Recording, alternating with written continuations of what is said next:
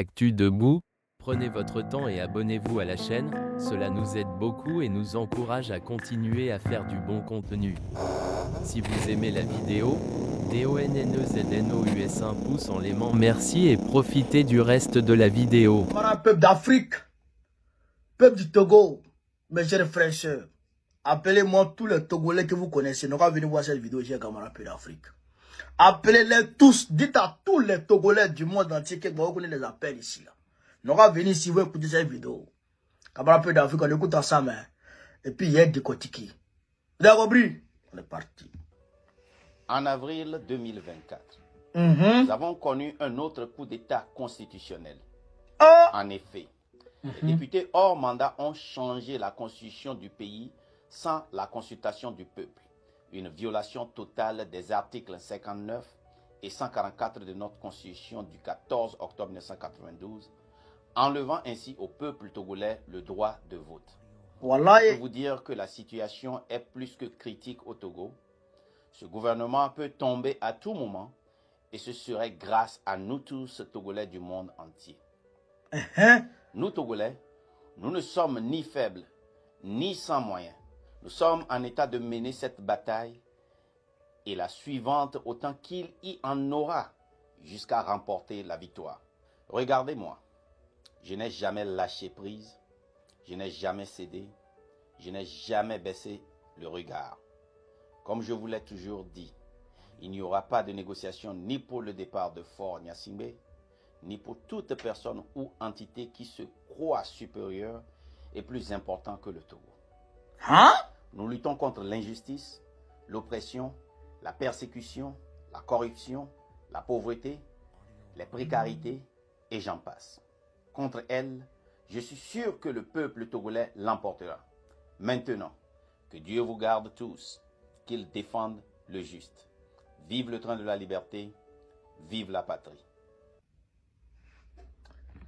Camarade peuple d'Afrique, camarade peuple d'Afrique, vous avez écouté la vidéo. Je vais vous expliquer un peu en 2-3 tons. Vous avez vu, en avril, comme il a dit, il y a eu une violation de la Constitution. Vous avez vu, il faut changer, il a modifié la Constitution devant tout le monde. Il a pris des députés en fin de mandat, des députés qui n'ont pas la légitimité de voter une loi. Il les a rassemblés à minuit pour voter pour changer la Constitution, pour ne plus que le peuple puisse voter son président. C'est-à-dire que pour basculer le Togo dans un régime parlementaire. Donc, c'est les députés maintenant qui votent leur président. Donc, actuellement, la FOR, là, il est président à vie. Est-ce que vous comprenez ça? Donc, le gars, il sait, il a fait le bilan. Il a fait le bilan. Vous pouvez aller voir sur sa page, Macnda, sur YouTube, sur TikTok. Il a fait le bilan de la gestion étatique de FOR. Mais c'est catastrophique. C'est-à-dire que les gens sont dans la précarité extrême. Les gens n'arrivent pas à se soigner. Il a fait ce bilan. Et il a dit que FOR, il peut tomber à n'importe quel moment. C'est ça qui m'a plu dans la vidéo. FOR peut tomber à n'importe quel moment. Là. Et personne n'est plus fort que le Togolais. C'est ça qui a attiré mon attention dans sa vidéo. Et il dit, le Togo ne manque ni de volonté, ni de moyens pour mener son combat. Ni de volonté, ni de moyens, ni de personnes. Le Togo a tout pour mener son combat. Est-ce que vous comprenez ça? C'est pourquoi je vous ai demandé de piper tous les Togolais du monde entier qui veulent un changement dans leur pays. Le monsieur là, je ne peux pas vous dire que à 100% suivez-le. Hein? Non. Mais, chers camarades, entre deux mots, on choisit le moindre mal. On est d'accord? Moi, je pense que ce gars-là, il peut être une alternative à FOR. Le gars-là, il peut faire quelque chose pour le Togo.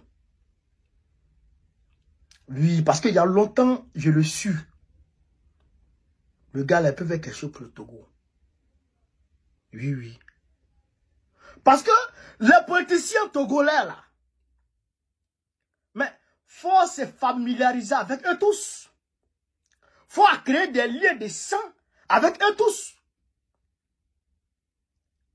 Il va prendre les filles de ses opposants et il les met enceintes. Et il fait enfant avec elles.